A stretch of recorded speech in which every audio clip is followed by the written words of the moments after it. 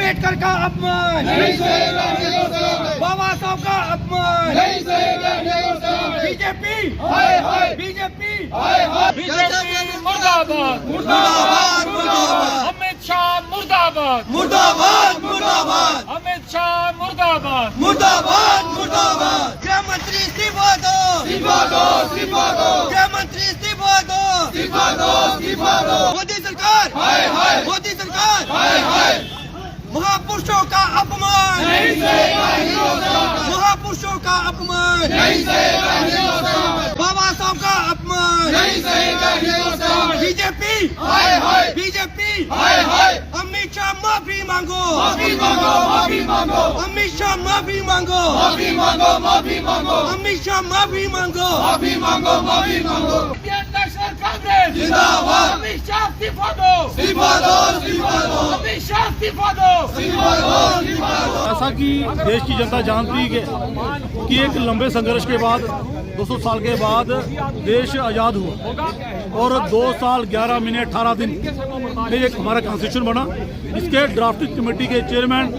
Doctor B R Ambedkar ji थे और आज जो सरकार है, आज अमित शाह जी होम मिनिस्टर हैं, उसी कॉन्स्टिट्यूशन के तहत है।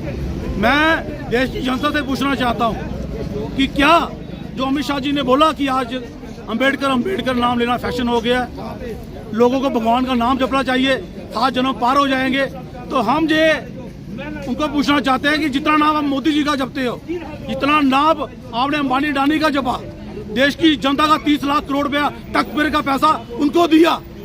अगर उतना पैसा देश की जनता के लिए लगाया होता तो आज देश के हालात कुछ और होते। जो कॉन्स्टिट्यूशन अम्बेडकर जी ने बनाया था आम लोगों को ध्यान में रखते हुए, उस कॉन्स्टिट्यूशन पे आप चलते, आज देश के हालात कुछ और होते। तो हम ये कहना चाहते हैं कि अमित शाह जी को तुरंत माफी मांगनी चाहिए। अगर अमित शाह जी माफी नहीं मांगेंगे तो हमारे जो प्रोटेस्ट है, हमारा जो संघर्ष है, वो जारी रहेगा।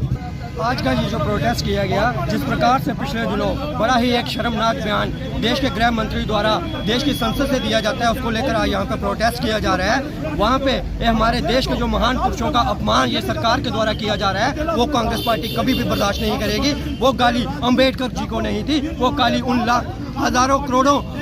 लोगों को थी जिनको अम्बेडकर जी ने अधिकार दिए और संसद में जाने का अधिकार दिया। मैं ये कहना चाहता हूँ अमित शाह जी से, अमित शाह जी आज अगर आप संसद से बोलते हो, वो भी अधिकार उसी कॉन्स्टिट्यूशन के द्वारा मिला था जो बाबा साहब ने बनाया था कॉन्स्टिट्यूशन। अगर आपको लगता है कि अम्बेडकर फैशन है तो माफ कीजिए, आपको तुरंत नैतिकता के आधार पर इस्तीफा दे देना चाहिए अपनी ये सरकार से, और अपने कैबिनेट को भी कहना चाहिए कि इस्तीफा दे दे। लेकिन असल बात यह है कि देश की जनता को किसी न किसी प्रकार असल मुद्दों से भटकाना है। क्यों हमारी देश की संसद से कभी महंगाई की बात नहीं की जाती, क्यों महंगाई पे चर्चा नहीं होती, क्यों बेरोजगारी पे चर्चा नहीं होती, क्यों अंबानी पे चर्चा नहीं होती, क्यों अडानी पे चर्चा नहीं होती, जबकि ये सारे मुद्दे इस समय जनता में चर्चा का विषय बने हुए हैं। ये केवल देश का जो ध्यान भटकाने का काम है वो नहीं चलेगा। इसलिए मैं ये कहना चाहता हूँ कि जनता समझदार है, जनता समझ चुकी है, आप भी होश में आ जाइए। ऐसा ना हो कि इस बार आप कहीं ना कहीं गलती से 240 पे आ चुके हो, लेकिन आने वाले अगले लोकसभा में आप केवल 40 पे रह जाओगे, वो भी इसकी कोई गारंटी नहीं है। अगर आपने इसी प्रकार हमारे महापुरुषों का अपमान किया तो 40 पे भी आने की कोई गारंटी नहीं है, और जल्दी से जल्दी देश से माफी मांगे। तो जो हमारे बाबा साहब हैं वो एक बड़े तबके के मसीहा हैं, यानी भगवान से भी ऊपर उनका दर्जा है। मुझे ये तो नहीं पता कि भगवान को याद करने से स्वर्ग मिलता है या नरक मिलता है, या स्वर्ग होता भी है या नहीं होता, लेकिन मैं इतना जरूर कह सकता हूँ जो आंखों देखी चीज है कि करोड़ों लोगों, करोड़ों महिलाओं की जिंदगी अगर सवारी है, या एक मतलब मैं क्यों कह सकता हूँ कि जानवर भरी जिंदगी से अगर उनको सही मायने में मुख्य धारा में अगर किसी ने शामिल किया है तो बाबा साहेब हैं, बाबा साहेब का संविधान है। जैसे कि आप जानते थे कि 1947 से पहले या 1950 के पहले जब हमारा संविधान लागू नहीं था तो तकरीबन 20% लोग ही पढ़े लिखे थे या उनको ही कुछ अधिकार थे, बाकी जो लोग थे उनको कोई अधिकार नहीं था, महिलाओं को कोई अधिकार नहीं था। अब जब से